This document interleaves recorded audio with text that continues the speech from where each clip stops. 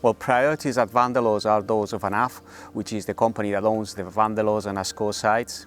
Our main target is to operate the plants in a safe, reliable and sustainable manner.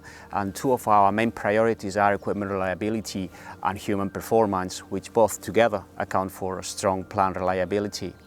We're also focusing on continuous improvement and going more digital on electronic work packages and work permits, use of procedures. And finally, we also are including in our strategic plan the WANO Action for Excellence goals.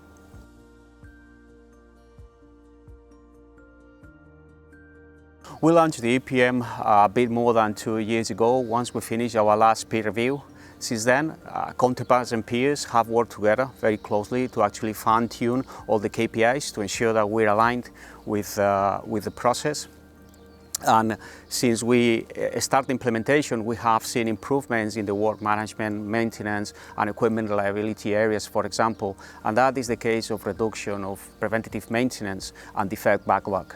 Regarding equipment reliability, we also are launching an initiative on performing working groups to mitigate single point vulnerabilities that will help both things. On one hand, we've got that in our Scrum Reduction Action Plan, and on the other one, on the areas of concern of equipment reliability.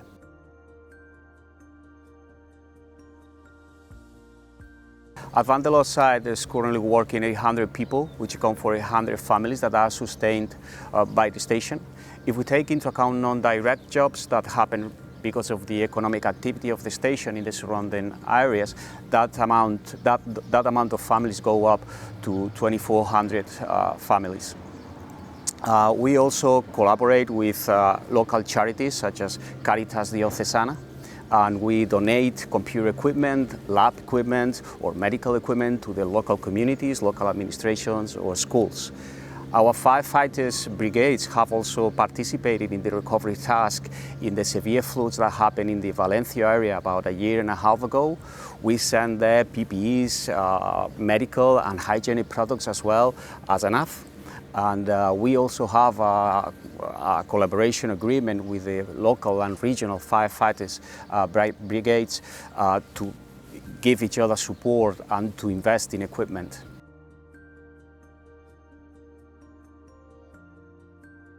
Yes, we do manage a large workforce. Apart from the 800 people that we've got on site during normal operation, once the outage comes, there's about 1,000 supplemental personnel that join us to help us with outage activities. In order to maintain a strong performance during the outage, we focus on preparation, and that is getting everything prepared well in advance, and that are things related to preparation of work orders, design modifications, contingency plans, high impact teams, materials and its procurement, placement of contracts, and you name it.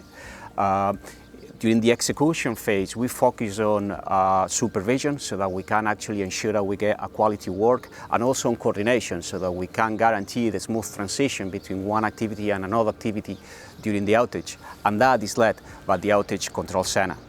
Regarding good practices, I'll focus on two related to the nuclear safety. The first one is shutdown safety assessments, and the other one, protected equipment, by which we guarantee that the equipment is available to operations while we're working in several parts of the plant. That is the case, for example, of safety trains, that while we're working on one safety train operations, we protect the other one with physical and admin barriers so that we guarantee that availability for operations.